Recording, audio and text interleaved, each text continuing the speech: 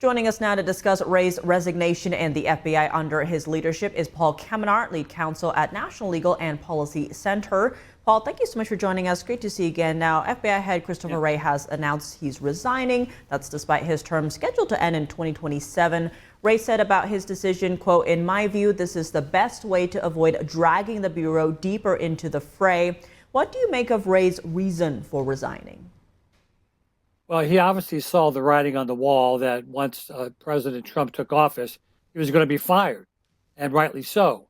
So he's trying to get it ahead of the game and trying to bow out gracefully, et cetera. But he's leaving a pretty sad legacy, and it's about time for him to go. Senator Grassley the other day sent a stinging 11-page letter to Wray just documenting all the problems that he had with the FBI. For example, weaponizing the FBI, putting conservative Catholics who are pro-life on some kind of a terrorist watch list because they may protest abortion clinics, going after parents at school board meetings for complaining about critical race theory. And then, he was very instrumental in allowing the Robert Mueller investigation go far, including allowing an FBI a lawyer doctor a FISA warrant to get a FISA surveillance warrant against Carter Page. Luckily, that FBI lawyer finally was convicted for doctoring this government document and was convicted of a felony. But there was hundreds of others at the FBI who were charged with sexual assault and misconduct, over 600 in the last 10, 15 years. And they just resigned quickly. I mean, there's no discipline there. It was just running amok, and Christopher Wray can't get out of there soon enough. A CNN report using Gallup data showed that the FBI reached a century-low approval rating this year. That's 41% compared to 50% in 2022. Do you expect to see this number increase under the next administration?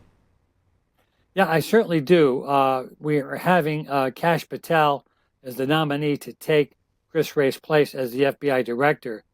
Kash Patel is not going to put up with this nonsense at the FBI. He's got great experience both in national security levels at the Defense Department, former prosecutor himself and a defense attorney.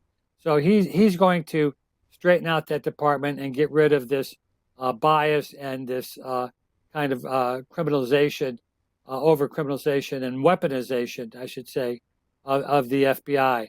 And so I think a lot of the people there are dusting off their resumes right now because they know once Kash Patel gets in there, they're going to be fired or asked to leave or what have you. So I think he will be fair and will shake things up over there.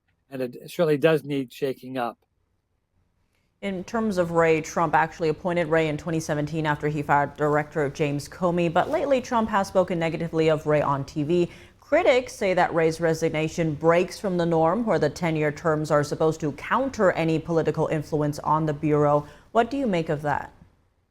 That's really a ridiculous argument. There is a 10-year term, but the Constitution makes the president the chief executive. He has to have both the Attorney General and the Director of FBI, someone who's going to carry out the mandate that he was elected for.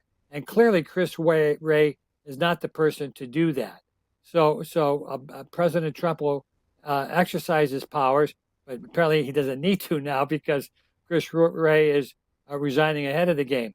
But this whole thing about a 10-year term, that's just something that was put there in order to avoid what we saw perhaps during the Nixon era. But again, that's not constitutionally mandated.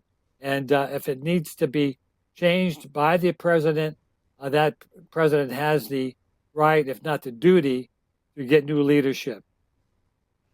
Now looking forward, if the Senate clears the confirmation of Kash Patel, Trump's pick for FBI, Wray's resignation clears that way for Patel to head the FBI. What changes do you see at the FBI under someone like Patel? Well, I think, like I said, Patel will basically clean house. He'll make sure that a lot of the deep state bureaucrats that are there who have their own agenda will be shown the door if they don't think that the main mission of the of the FBI is to fight crime. And that's what Kash Patel says. Look, we got to go out there and fight crime in the streets, going after the immigration cartels that are trafficking and human trafficking and the fentanyl that's coming across the borders. He and Pam Bondi, who's going to be the new Attorney General, will make a good duo here in terms of accomplishing that mission. So I think he'll be stronger at the FBI, and he won't tolerate some of this political nonsense that's been going on, and it'll be more transparent.